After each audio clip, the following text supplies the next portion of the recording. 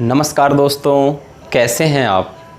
आज एक नए विषय के साथ हम फिर से उपस्थित हैं। जैसा कि आप हमारी वीडियो को नित्य प्रति देखते हैं और हमें बहुत सारा प्यार आपका मिल रहा है, तो उसी कड़ी में एक नए विषय के साथ आज के इस एपिसोड में मैं उपस्थित हुआ हूं। आज का जो हमारा विषय है वो है साइटिका।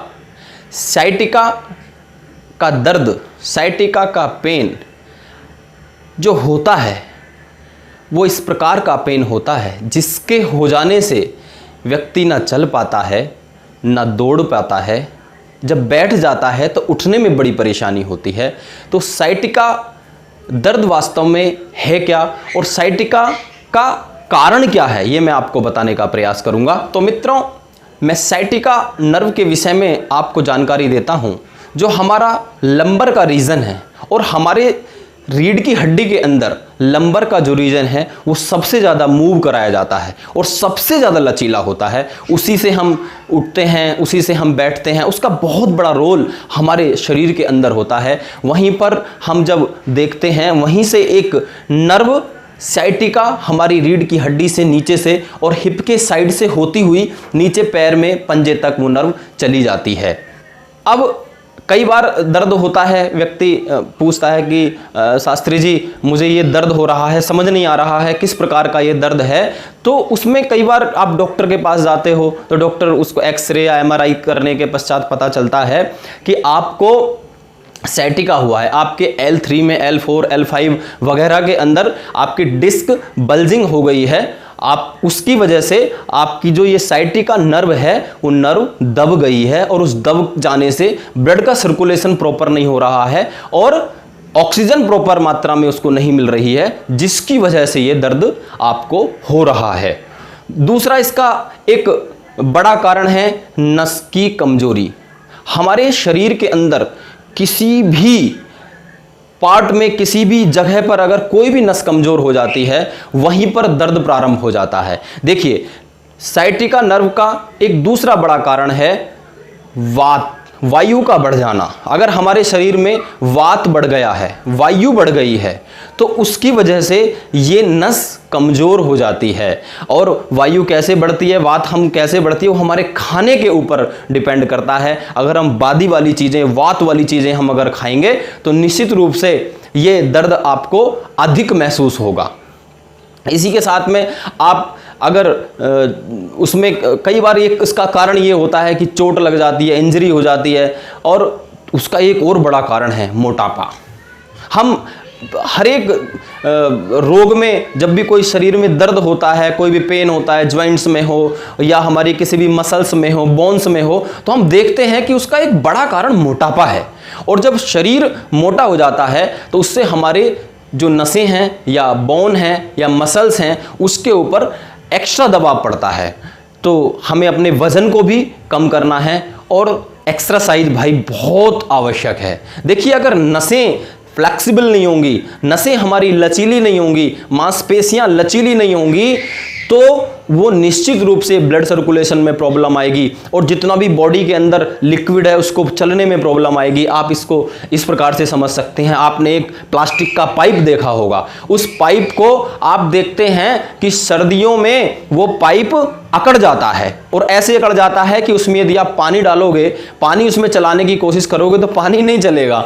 तो ऐसे ही हमारे शरीर की नसें अकड़ गई हैं, अगर मांसपेशियां अकड़ गई हैं, हड्डियां अकड़ गई हैं, तो निश्चित रूप से हमें कोई ना कोई रोग पैदा हो जाएगा, कोई ना कोई समस्या हमें पैदा हो जाएगी, चाहे वो नसों की हो, चाहे वो हमारी हड्डियों की हो, चाहे वो हमारी मसल्स की हों। तो इसीलिए हमें लचीला रहना है, फ्लेक्सिबल रहना है और लचीला रहने के लिए आपको करनी है एक्सरसाइज। तो आइए जानते हैं हम साइटिका में किस एक्सरसाइज का प्रयोग करके अपने इस साइटिका दर्द को दूर कर सकते हैं।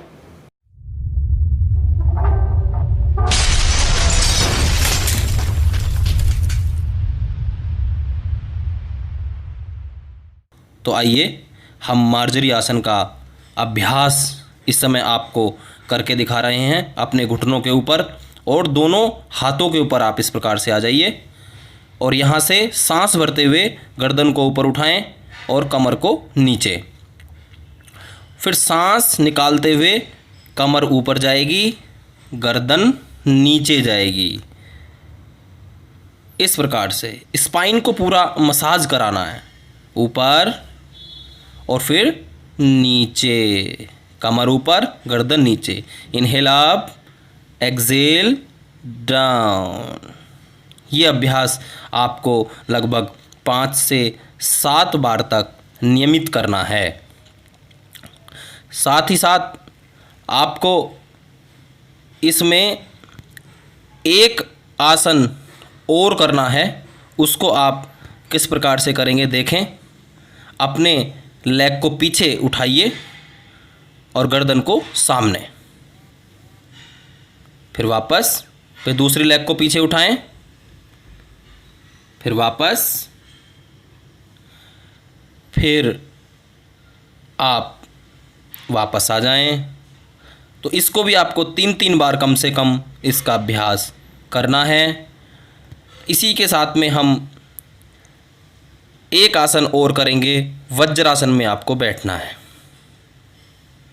वज्रासन में आप बैठिए और यहाँ से करेंगे शशांक आसन। दोनों हाथ सांस भरते हुए ऊपर और सांस छोड़ते हुए आगे की ओर डाउन कीजिए।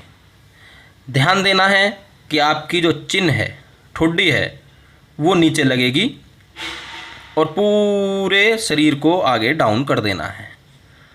जब तक आप रोक सकते हैं रोकें, फिर सांस भरते हुए ऊपर, फिर धीरे से वापस आ जाएं। इसको भी आप कम से कम 5 बार करेंगे, ये ध्यान देना है। तो यहीं से आप दूसरा आसन करके देखिए। अपने घुटनों को साइड में खोल लें। जिनका पेट मोटा हो जाता है और वो बैठने में समस्या होती है, वो इस प्रकार से शशांक आसन कर सकते हैं। दोनों हाथ ऊपर उठाएं और सांस निकालते हुए नीचे डाउन करें। इसमें भी आपको चिन को नीचे लगाना है। ये देखिए, बहुत बढ़िया। सांस भरते हुए ऊपर, वापस। तो ये अभ्यास आप कर रहे हैं। इसके साथ में आपको एक विशेष आसन और करना है, जिस आसन के विषय में आप जानते हैं, और उस आसन को कहा जाता है पवन मुक्तासन। पवन मुक्तासन का अभ्यास सीधे लेट करके शवासन में, और बाएं पैर को आप पहले मोड़िए और घुटने से पकड़ करके अपनी ओर दबाइए। इसमें ध्यान देना है साइटिका में कि आपको गर्दन को नहीं उठाना, केवल अपने घुटने को अपनी ओर पुश करना है। ये विशेष ध्यान आपको देना है। और फिर छोड़ देंगे और दूसरे पैर से फिर इसका अभ्यास करेंगे। घुटने को जितना अपनी ओर दबा सकते हैं सहजता से उतना दबाएं, ज़बरदस्ती कुछ भी नहीं करना है। कम से कम 3-3 बार इसका अभ्यास करें। और अब दोनों लेग से एक साथ इसका अभ्यास करेंगे। दबाइए अपने घुटनों को, बहुत सुंदर। फिर वापस। पवन मुक्तासन पेट के रोगों में भी लाभकारी होता है। अब दूसरा आसन करते हैं सेतु बंधासन। दोनों लेग को मोड़िए, हाथों को बराबर में रख के अपने हिप पोर्शन को थोड़ा सा ऊपर उठाइए, या मैं यूँ कहूँ जितना आप उठा सकते हैं उतना ऊपर उठाएं।